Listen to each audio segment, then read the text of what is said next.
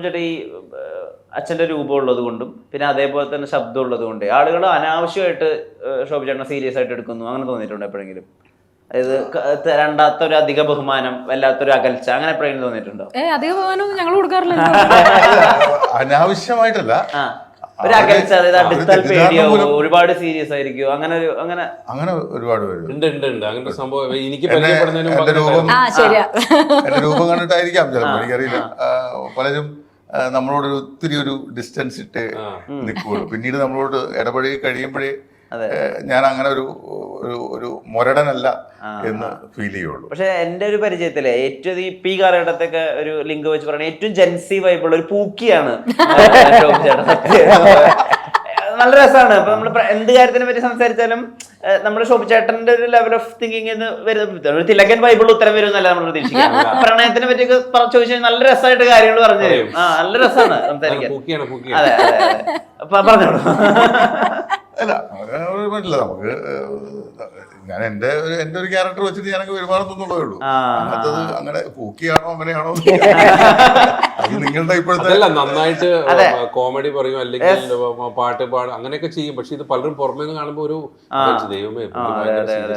അല്ല, പൊതുവെ ആളുകൾക്ക് എന്നെ കാണുമ്പോ ഓ പുള്ളി ചൂടനാന്ന് തോന്നുന്നു, അപ്രോച്ച് ചെയ്യാൻ ഒരു പേടി. അതെ, ഒരു പേടിയുണ്ട്. അതുകൊണ്ട് സ്വാഭാവികമായിട്ടുള്ളതാണ്. പക്ഷെ അത് പിന്നീടേ മാറുള്ളൂ.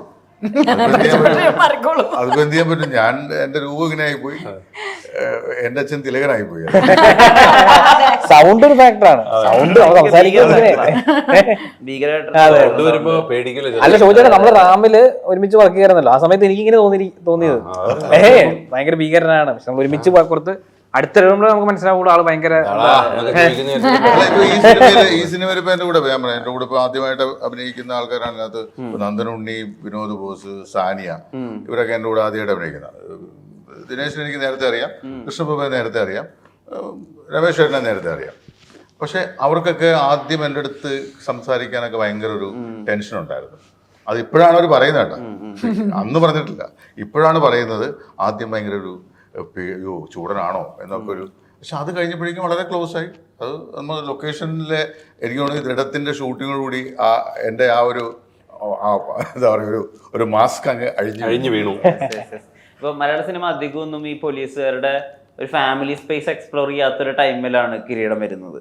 അപ്പൊ അച്യുതൻ നായർക്ക് മുകളിലൊരു വേദനിക്കുന്ന ഒരു പോലീസുകാരനെ എഴുതുകയോ അവതരിപ്പിക്കുകയോ ചെയ്യുന്നത് വളരെയധികം ടാസ്ക് പിടിച്ചൊരു കാര്യമായിരിക്കും. അപ്പൊ ഈ യൂണിഫോം ഇട്ടിട്ട് കണ്ണടയുടെ മുമ്പിൽ നിൽക്കുമ്പോൾ അറിയാതെ അച്യുതൻ നായർ ഓർക്കുവോ എപ്പോഴെങ്കിലും ചോദിച്ചേട്ടൻ? അല്ല, അത് യൂണിഫോം ഇടുമ്പോഴല്ല, ഏത് ക്യാരക്ടർ ചെയ്യാൻ പോകുമ്പോഴും ഞാൻ അച്ഛനെ ഓർത്തിട്ടേ പോകാറുള്ളൂ. കാരണം ഞാൻ എൻ്റെ ഉള്ളിലുള്ള കഴിവ് എന്തെങ്കിലും ഉണ്ടെങ്കിൽ അത് പുള്ളിയിൽ നിന്ന് കിട്ടിയതാണ്.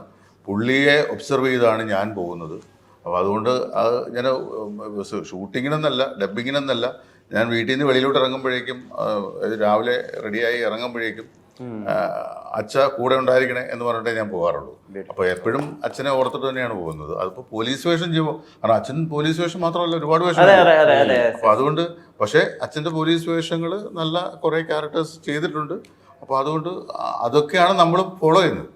പിന്നെ അറിയാതെ പുള്ളിയുടെ മാനറിസങ്ങൾ നമുക്ക് വന്നു പോകുന്നതാണ് നമ്മുടെ രൂപം. ഈ കൃഷ്ണകുറുപ്പിൽ അങ്ങനെ അച്യുതൻ നായരുടെ എന്തെങ്കിലും ചെറിയ ചായ ഉണ്ടോ, കുറച്ച് നന്മയൊക്കെ ഉണ്ടോ? ഏത് ഈ സിനിമ? അല്ല, കൃഷ്ണക്കുറുപ്പ് എന്നാണ് പേര്. ഈ പറയുന്ന സ്റ്റേഷനിലെ ASI ആണ്. ഇതിനു മുമ്പ് ഈ നമ്മുടെ ഷെയ്ൻ്റെ ക്യാരക്ടർ ഇവിടെ ജോയിൻ ചെയ്യാൻ വരുന്നതിന് മുമ്പ് വരെ ആ സ്റ്റേഷനിലെ കാര്യങ്ങളെല്ലാം നോക്കിയിരുന്നത് ഞാനാണ്. അത് വളരെ ഗ്രാമപ്രദേശത്തുള്ള ഒരു പോലീസ് സ്റ്റേഷനാണ്. വലിയ പ്രശ്നങ്ങളൊന്നും ഇല്ലാതെ വളരെ സമാധാനപരമായി പോകുന്ന, ഇപ്പൊ നേരത്തെ ഇങ്ങനെ പറഞ്ഞ പോലെ പോക്കറ്റടി കേസ് പോലും ഇല്ലാതിരുന്ന ഒരു സ്റ്റേഷനാണ്. അവിടേക്ക് പുതിയ ഒരു SI ചാർജ് എടുക്കാൻ വരുന്നു. അദ്ദേഹത്തെ സപ്പോർട്ട് ചെയ്ത് നിൽക്കുന്ന ഒരു പോലീസുകാരൻ, കൃഷ്ണേട്ട എന്നാണ് എന്നെ വിളിക്കുന്നത്. അപ്പൊ അതുകൊണ്ട് തന്നെ അങ്ങനെ സപ്പോർട്ട് ചെയ്തിരിക്കുന്ന ഒരു ക്യാരക്ടർ. ദിനേശനെ കാണുമ്പോൾ പറയണമെന്ന് ചോദിച്ചാൽ ഒന്ന് സ്പായിലെ ഒരു അതിഗംഭീര പെർഫോമൻസ് ആയിരുന്നു. ഒരാൾക്കും അത് എളുപ്പത്തിൽ മാച്ച് ചെയ്യാൻ പറ്റാവുന്നതല്ല. കാരണം കെട്ടി മലയാളം പറഞ്ഞ് കാവ്യാത്മകമായി സംസാരിക്കുമ്പോൾ സ്ക്രീനിൽ നമ്മൾ കാണുന്നത് മൊത്തം 18+ ആയിട്ടുള്ള ഫണ്ണാണ്. അതങ്ങനെ ചെയ്തെടുക്കുക കൈയടക്കത്തോടു കൂടി എന്ന് പറയുന്നത് ഭയങ്കര വലിയ ടാലന്റ്. കൺഗ്രാജുലേഷൻസ്.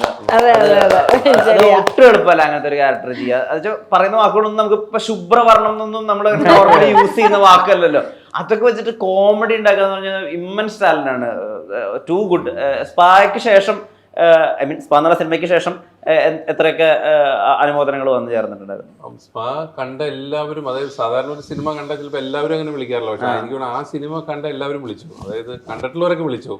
പിന്നെ അത് 18+ കണ്ടന്റ് ആയതുകൊണ്ട് തന്നെ ഒത്തിരി ഫാമിലി ഓഡിയൻസ് ഒന്നും അങ്ങനെ സിനിമയ്ക്ക് ഉണ്ടായിരുന്നില്ല.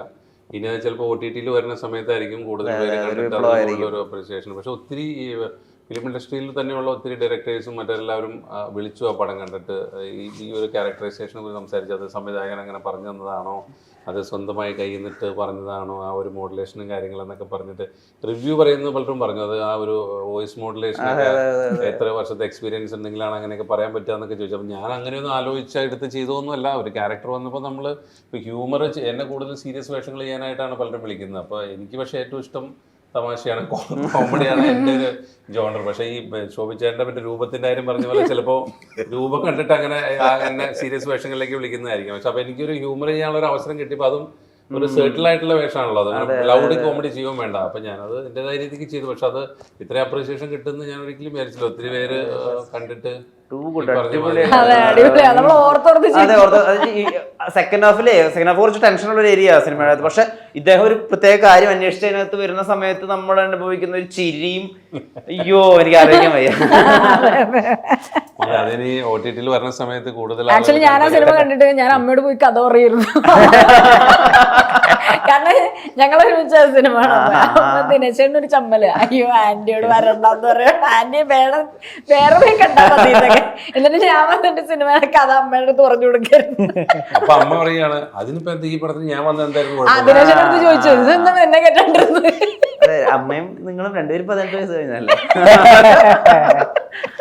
അല്ലെങ്കിൽ 18+ എന്ന് പറയുമ്പോൾ ഇതിൽ ഇപ്പോ വേറെ പല ഹിറ്റായിട്ടുള്ള സിനിമകൾ 18+ല് ഭയങ്കര വയലൻസും കൊലപാതകവും കുട്ടികളെ കൊല്ലുന്നു അങ്ങനത്തെ സിനിമകൾക്കൊക്കെ ഫാമിലി ഓഡിയൻസ് പോകുന്നുണ്ട്. പക്ഷെ ഇത് പെട്ടെന്ന് എന്തോ റിവ്യൂല് ആളുകൾ ഇതൊരു ഫാമിലിക്ക് കാണാൻ പറ്റും അങ്ങനത്തെ ഒരു സീനുകളായിട്ടൊന്നും ഇല്ല എൻ്റെ. പക്ഷെ പ്രമേയം 18+ ആയിരുന്നു മാത്രം, അതുകൊണ്ടാണ്. പക്ഷെ അത് റിവ്യൂവേഴ്സ് എല്ലാവരും വളരെ നല്ല ഒപ്പീനിയനാണ് പറഞ്ഞത്. ഒരാളും പടത്തെ കുറിച്ച് മോശം അഭിപ്രായം പറഞ്ഞില്ല. ജെന്യുവിൻ ആയിട്ടൊരു ബോൾഡ് അറ്റംപ്റ്റ് ആയിരുന്നു. അതെ ഒരു മലയാളത്തിൽ ആ ജോണറിൽ ഈ ഒരു കയ്യാലപ്പുറത്താണ് പോയാൽ ഇതൊരു വേറെ ജോണറിലേക്കായി പോവുകയും ചെയ്യും, ഹ്യൂമർ ഇങ്ങനെ പോവുകയും ചെയ്യണം ആ പടത്തിൽ. പക്ഷെ അത് നന്നായിട്ട് വർക്കൗട്ട് ആയിട്ടുണ്ടായിരുന്നു. ഇനി അങ്ങോട്ടേക്ക് അതുപോലത്തെ ഇനി അങ്ങനത്തെ ഒരു ജോണറിൽ പടം ചെയ്യുമ്പോൾ ഇതിന്റെ മീതെയുള്ള ഒരു പടം ചെയ്യേണ്ടി വരും.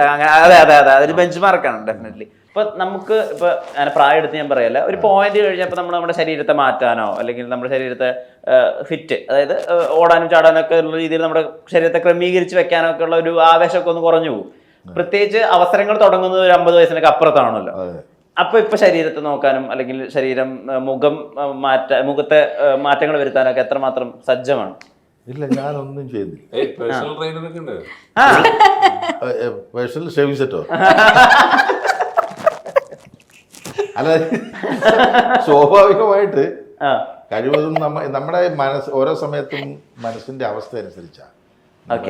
ഏതൊരു മനുഷ്യനും അങ്ങനെയാണെന്നാണ് എൻ്റെ ഒരു കണക്കുകൂട്ടൽ.